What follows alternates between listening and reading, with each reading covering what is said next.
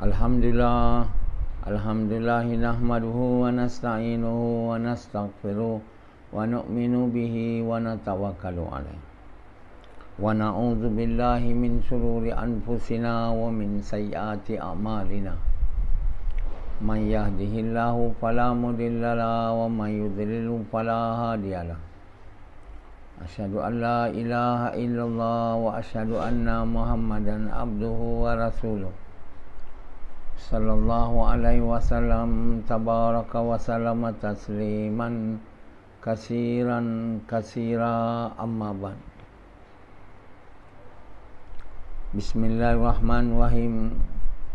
Wa man ahsanu qawlan mimman da'a ila Allah wa amila salihan wa qala innani minal muslimin.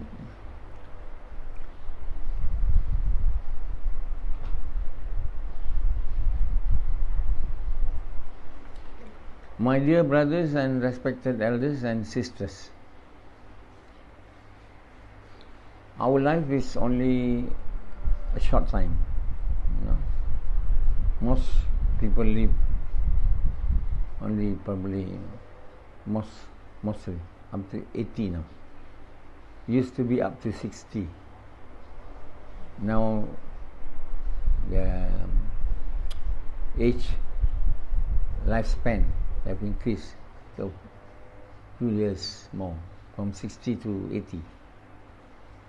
Few people are able to live up to probably 100. Very few, hardly. But most will die above 40, above 80. Some even at a young age. Our friend Asdi Abes, the father of Hanzala, we were thinking that he would die probably 70, 80. All of a sudden we have a news that he has passed away at the age of 50. A very active person, very active in converting with the permission of Allah, the non-Muslim to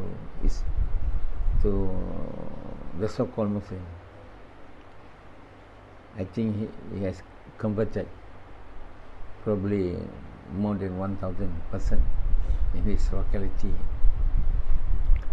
We were thinking he will live much more longer time, and yet now he's no more. He has passed away. Rashidi is now about 45. Probably at the age of 50 he will also be gone from this world. And Yazid now 50, maybe at 56. We never knows. I'm now 67 today. You know? 67. It's quite an age. Soon I'll be 70. Then soon I'll be 80. Probably I may live to 100 or 200. I don't know. Because I have many things to convey to the people of the entire world. I've written the Quran with the permission of Allah, the tafseer of the Quran. You know, I have many things to teach to the people of the world about what Allah has made me to be able to understand, which others in the past are not able to understand. What are the things?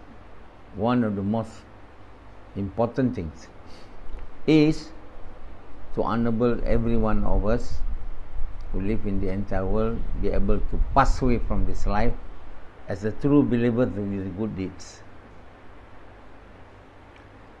If any person is able to pass away from this life of this world as a true believer with the good deeds, they will enter into paradise and be saved from hellfire. These are the person who are known by Allah as a person who are successful. A person who is successful is a person who, not a person who have a lot of money, a lot of wealth, or able to invent many things. Not a very great statesman, but a person who is successful is a person who is able to enter paradise and to be saved from hellfire. In other words, what we were able to achieve in this world is nothing, but only something to remember. Probably we can remember, or may not be able to remember when we enter into hellfire. Everything that we have done in this world will be forgotten completely when we are made to suffer from the punishment of hellfire. If ever we have a very beautiful house, very beautiful wife, but yet when we are made to enter into hellfire, all the happiness or whatever we think we have able to achieve in this world will certainly be forgotten. So the life in the hereafter is the everlasting life. Our final destination in the journey of our life is either hellfire or paradise. So who is able to reach paradise as their final destination is a person of success. And whoever will end their destination in the hellfire is a man of failure. These are the truth, my dear. Don't try to teach me that success means a lot of wealth. You may claim it to be today. I'm successful, that person is successful. But that's all rubbish. It's not true. Falsehood. Because whatever wealth you have in this world will be left behind. Will never follow you. When you die, you don't turn into earth. You remain, your soul will be given back to you after it being taken out. When your soul has been taken out from your body, you die. Then when it returns back to you, you will become alive. It's so easy for Allah to do that. To take it out from you, you go to sleep. It will return back to you. If it doesn't return back to you, you have died. So many people died while sleeping because the souls which has been taken out at the time of his sleep is not made to return back to him. This is only the difference between sleeping and dying. It's a very little different. When the soul are returned back to you, you are sleeping. Like yesterday, last night we are sleeping, and this morning the soul is returned back to us, and so we are in the new year of 2022. But if the soul is not returned back, like Sufyan, that means we get news. Sufyan has passed away, his wife says. So all of us, no one probably cried because he's too good a person to be cried. Allah will not make us to cry. We will say, unfortunate, Sufyan has died not as a true believer with the good deeds. Very unfortunate. Nobody will cry. Probably his wife for them. If Samad died, probably no one also will cry. Understand? So when Pharaoh died, no one cried. Allah has mentioned that in the Quran with certainty. So Allah make the sky to cry. That means rains fall. When pious people, lovers of Allah died, the sky cried, angels cried, and people who are pious will cry. So my dear brothers and respected elders, the life is very short. It is too short to think of making so much richness and wealth in this world. We have no time. If we spend all our time in pursuing wealth and fame and name, as many others of us, many of among us are doing it currently, and don't know in the future, because they believe that having wealth and names is the symbol of success. Steve Jobs, at the final time of his death, prior to his death, he has admitted, in reality, I've no pleasure in my life. I've no peace. I'm known as a person who is rich, it is only something which has been made attached to me as a person who is rich. Nothing more than that. But I have never known I've never had the life of peace and love. But I don't know how many people will believe in him. Only, they continue leading the life of lust, fulfilling their lust, trying to become rich. So everyone are not, not getting any effects for any lectures such as mine, when they don't think and they put time to think about it. When they read the Quran, they don't give time to think about it, to understand it. So naturally they go on and on, a life without thinking and ponderings. And so they never meet, they never know who is their creator, they never know who Allah is. Much more they don't know what Allah wants. They don't even know who is his creator. They don't even know Allah. How to know what Allah wants? Naturally they don't know. What they know is only what I want, like Sufyan. So if he died today, he's a die as a person who doesn't know his Lord.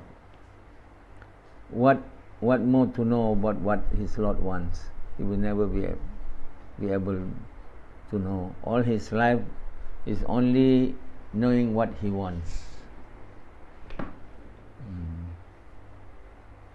Probably what his wife wants, what his children want. That's all, about all. Stop. The whole life is cycling, rotating around that desires. His desire, wife, children.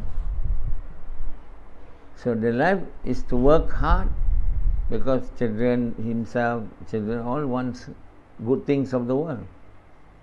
So what is to do? To work every day. When what they want is not sufficient, then they'll make the wife to work, then the son to work, the daughter to work. Everyone is working, like in Singapore. They cannot stop working. They say we have to pay money, for everything here in Singapore. Someone whom I know said Singapore is a fine country, not the fine in the sense beautiful. It's a country where everything you made wrong will be fined. Even you throw rubbish, you'll be fined 500 Singapore dollar. So if Singapore is a clean country, it is all by force. The moment the law is withdrawn, Singapore will be a dirty country. Show to the world that you have made your people, your citizen, having the desire to be clean only to please Allah. No. The people of Singapore has decided to become, healthy and clean because they are forced to. This is how Lee Kuan Yew has made the people of Singapore.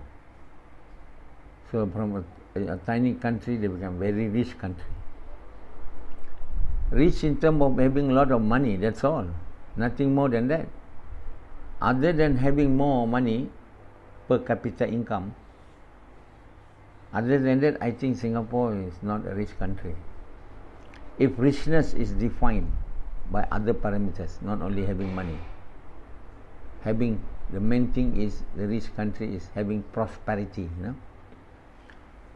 Prosperity means you easily able to get anything that you want. Prosperity. Not you got a lot of money and yet things are so expensive you hardly can buy anything. So what the Singaporean people have to do? They have to go to Johor Bahru, to Malaysia, to buy things, because things are very expensive. Singapore has become, even though known as a rich country, among the rich countries in the world, but among the most expensive country or cities in the world. That's not prosperity. Prosperity means you can get everything. Everything is cheap, and yet you have a lot of money. A lot of things. Depending. If you have your things are cheap, and you got a lot of money, you are able to buy many things. With 100 ringgit, you can buy fulls of basket of things. But in Singapore, 100 ringgit, you get only one or two things. If you make a spectacle in Singapore, it's so damn expensive. Multiply some more with 3, and even super expensive. One pair of multifocal, costs you so much in Singapore. Malaysia is 1,200 ringgit. In Singapore, 2,000 Singapore dollars times 3. Then Singapore people will not, those who are poor, not poor, of low income, we certainly would like to do it in Johor, in Singapore, in Malaysia. We like to buy things in Malaysia, not in Singapore, not in Brunei. So Brunei and Singapore are two richest countries in Asia and also in the world, but they are rich in terms of having a lot of money. So many people define richness as having a lot of money, but that is not true. Richness should be equal to prosperity, not with a lot of money. A lot of money doesn't mean anything. When the money got, you need a lot of money to buy only a small thing. That means the money is $1 Singapore is about our 2.5 or $3. But you have to buy for that one piece of pen in Malaysia, triple in Singapore. So that is not prosperity. So what has been done all this while to equate richness, a lot of money, with prosperity is not true at all. So the whole world has been deceived by the fact that they give the status of a rich country the amount of money that each one of the people in the country are able to have. But that is not also true. There are very few people who have so much richness. There are some people who are living middle amount of richness. Some people even poor. But the whole total income, the whole country divided by the number of population. So Singapore has only 5 million. Brunei has only 400,000. So the whole richness of country Brunei divided by their population, naturally their GDP is higher than Malaysia. Malaysia is 35 million divided by the income of the country divided by 35 million. Brunei got so much money, yet divided by 400,000. And Singapore 5 million. So naturally their GDP is higher than Malaysia, and naturally they are known as a rich country by the general worldly standard. But that is very incorrect. Everybody wants money. That's the reason as to why people equate money, amount of money that you have, with richness. You must equate amount of things and the cost of everything in your country. If it is cheap and many people are able to have a lot of money, then it's equal to prosperity. Prosperity means, is able to have whatever you need. Your house, you can have a house, you can have a car, you can have food. In Singapore, you cannot have a house, you got a flat. People who have a house is super rich.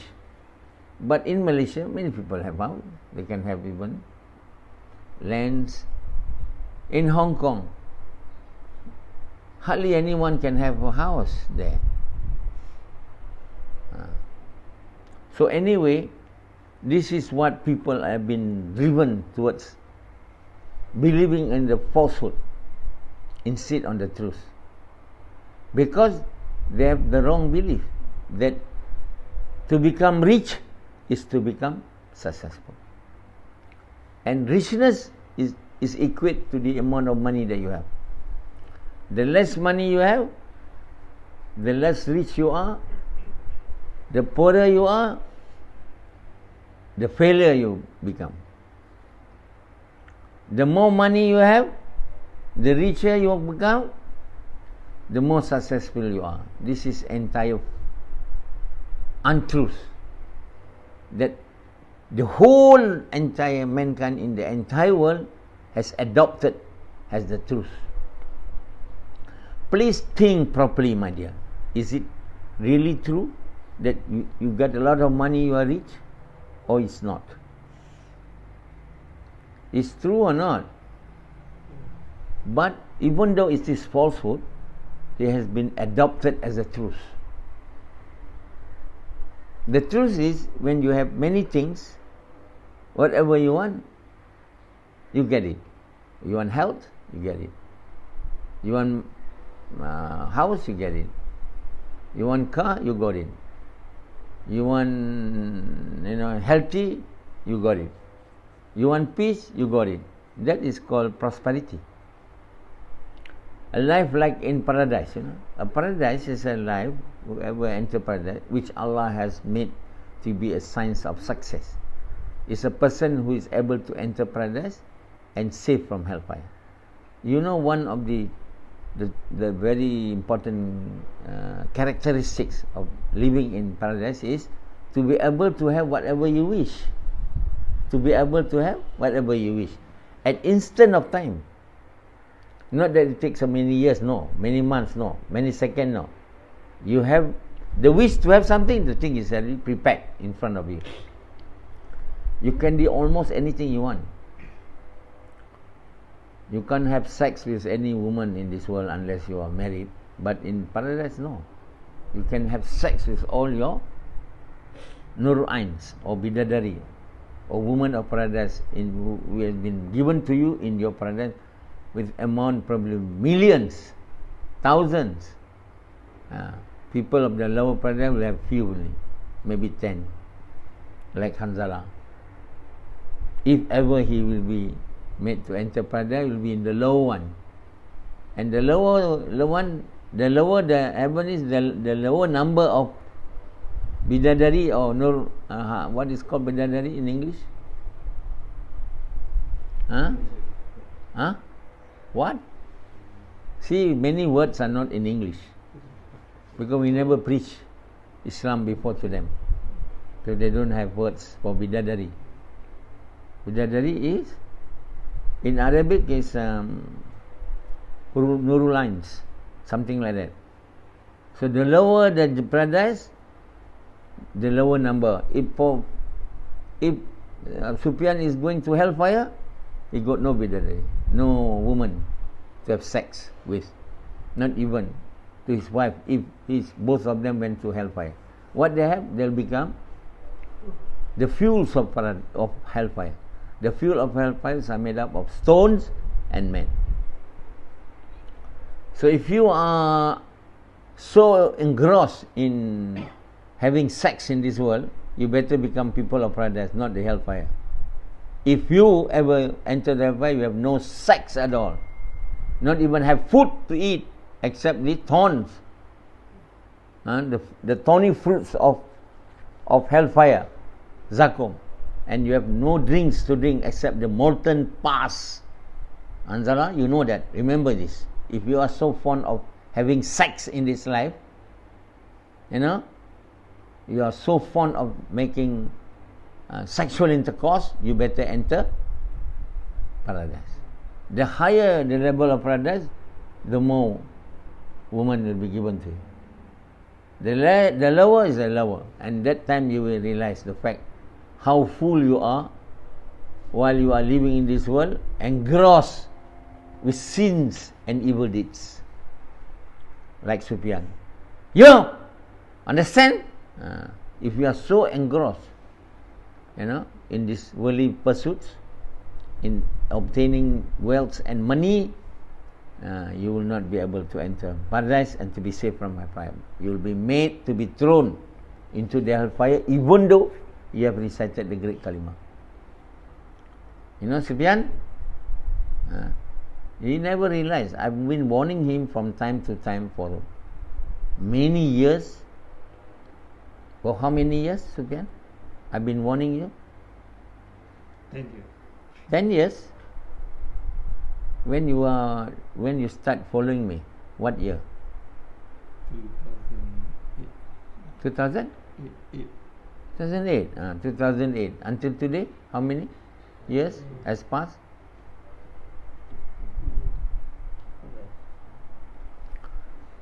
How many years? 14 years has passed. He remained the same person, a little bit better. Last time before 2000, he don't even pray.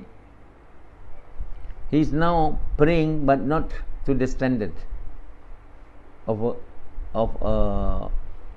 a standard of a righteous person. Not even a standard. It's just a standard of so-called Muslim who don't have iman. What little progress he has made in 14 years. So in the next 14 years to come, if he's doing like this, he will remain the same person. And finally, at that time of his death has come, he will go to hellfire. I'm telling you. You cannot say, oh, Prof, you do not know what happened to me. Allah knows. Yes, I know. Allah knows. But the way you act is already evidence to show you are not even a believer. Not even probably a person who have entered Islam. You probably have your kalima, la ilaha illallah, not even accepted by Allah. When it's not accepted, then you think that you are so-called Muslim, but you are not even a so-called Muslim. You are actually a non-Muslim, a non-believer. So, my dear brothers, similarly, in paradise you will be able to get whatever you want, and number second thing, whatever you ask will be given to you. Whatever you wish will be given to you. Whatever you ask will be given to you. So, in other words, life in paradise is you will be able to obtain anything that you want. Anything. This is what prosperity, actually close to the condition in paradise. To be able to have whatever you want in this world. Even though you don't have money, or you have money. But people in Singapore, they got a lot of money, but cannot get everything. That's not prosperity. That's not richness in the true sense of the word. So in other words, when you are the people of paradise, your life in this world is full with berkat. Berkat means or blessing, English. Berkat means everything is being given to you. If you have no money, you will be able to get anything that you want by means of making dua, because you are so pious, so close to Allah. You don't need money. Anything you want, ask Allah, you get it. You don't even ask Allah, you just have the wish, like me now. Last time I need to pray for my prayer to be accepted, but now, no. I just have to tell in my heart, I want it, Allah give. Like the life of Jannah, And if Allah ever make you having a little amount of wealth, but with that little amount you are able to obtain anything that you want, that's called barakat also. Allah suffice your needs. Even you have very little things, like the life of the Prophet Muhammad Sallam. It's a life of prosperity, life of barakat. At time when he don't have anything, he make dua, the things is there. At thing when he have a very little thing, then he make dua, then Allah suffice the thing. Allah suffice the needs of him and his armies and his people, his followers, with that little thing. So at one time, Rasulullah went to the house of Ali and Fatima and saw his grandchildren was crying, and Fatima said they want milk, they got no food. Ali was at that time in Yaman, so they got nothing in the house. So Rasulullah, not because he's Rasul, he's a lover of Allah. Anyone in this world can become lover of Allah, not only him. Don't say, that's Nabi. He just put his finger to the mouth of his grandchildren. Milk come out. At time when there's only 1 cup of milk, there were about 70 Ashabul Sufa, those migrants. Nowadays they call migrants. They are the religious migrants who leave their villages, town, and went to Mecca and to Medina, living in one section of the mosque of Nabi, the mosque of Nabi, and they are at that time amount to about 70 people. They are hungry. There's only 1 cup of milk, and Nabi Sallam tell, Zaifa, that's one, Abu Hurairah, you go and distribute this milk, 1 cup, to the 70. You don't understand? Could you ever imagine today that it will suffice 70 people or not? Can you ever imagine? 1 cup of milk enough for 70. Can you imagine or not? You cannot. But it happened. It is fully narrated in Hadith. So Abu Hurairah said, actually it's only enough for me. But anyhow, the Prophet have ordered me, I will follow. So I give to everyone. Everyone drink to their fulls. Then finally come to him and Nabi Sallam. So Nabi Sallam look at him smiling. You think first, Nabi said. He drinks. He said, I cannot drink anymore. Then he give to Rasulullah, and Rasulullah finished it. This is what is called barakat. Nabi Sallam, the house of Fatima, no nothing. Rasulullah gave his finger, and with dua, everything is soft. In that condition of the Ashabu Sufa, no food, with little milk, suffice the needs of self. In the battle of Khandaq, there's about 1,500 so-called Muslim believers. They're all hungry also. Somebody was showing to Nabi. Someone was showing to Nabi Sallam. He was hungry. He take out his clothes and show Nabi Sallam that there is, stones.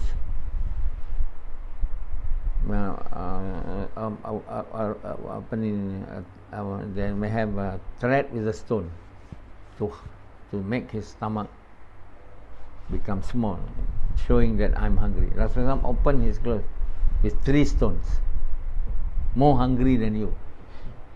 But there is one Sahaba, he was running to Rasulullah. His wife says, cooking food, and please give this food to eat for Nabi Sallam and 4 and 5 of his friends. So the person said, Ya Rasulullah, we are inviting you for some food, but for you and for 5 or 6 people from among your companions. Rasulullah, can I call all of them? The person must have to say yes. Cannot say no. It's unbecoming for him to say to the Prophet of Allah, it's only for 5 of you and for another 5 or 6 people. But Rasulullah is very generous. He will not eat and the rest get hungry. How could he do that? He said, can I call all of them to eat? Yes, Rasulullah. Then he ran to his wife. May Allah doesn't make me alive, to bear this great shame. Then the wife said, don't worry, is the words of our Prophet. Surely and certainly they will work out. So the food which was prepared only for Nabi Sam and 4 and 5 was eaten by more than 1,500 people, brother. Can you ever imagine this? Understand? Able to see it now? No, because there is no barakat now. There's no prosperity. There's only agni. In Singapore, rich country, you'll find at the corners of Singapore street poor people who are not even having food to eat. Similarly in Brunei. So there is no prosperity. There is no barakat. That's why there's no prosperity. Prosperity goes with barakat. And barakat goes with good deeds, not with a lot of money. So people who believe in having a lot of money, spending a lot of time of their life in this world, earning money, is so bloody fools. They are the great fools of the world. Unfortunately, almost the entire world is full with fools. You have to follow my words. Almost the entire person in the entire world is fool, F-U-L-L, of fools, F-O-O-L-S. And fools are the dwellers of hellfire. There are very few who believe that the main reason as to why they have been the main reason as to why Allah has created them and has made them to live in this world is for them to become the lover of Allah, and in order to become lover of Allah, they have to acquire good deeds. In order to have good deeds, the first order of Allah which they have to obey, without which they cannot have good deeds, they must have the true faith in Allah. And that true faith of Allah or Iman only can be acquired when a person recite the kalima, and when they have recited the great kalima, they have to jump themselves, thrown themselves into the order which will fulfill the right of reciting the kalima, which is the order of inviting mankind to Allah, forbidding mankind from evils with the sacrifice of their ego, their time, their life, and their wealth. In the way Muhammad SAW, with the intention to please Allah, until Allah is pleased with them. When Allah is pleased with them, Allah will give them at least to the level which Allah is pleased, and even more. When only they have that level of iman and faith, then only they have the good deeds, and the more good deeds they will have, the higher level they will become in the eyes of Allah, until they become the lover of Allah. These people are the people, very few, who are not fools. These people who are not fools are known as by Allah a man of understanding. Man of understanding is called man of bijaksana. A man of bijaksana, or man of wisdom, and a man of knowledge, and a man of wisdom. A man who knows at any particular time the orders of Allah, which is the most loved by Allah to be obeyed. And when they obeyed that orders of Allah, which Allah loved the most to be obeyed, in the way Muhammad SAW, with the intention to please Allah, and that is called good deeds. And that the price of that good deeds is paradise. Okay.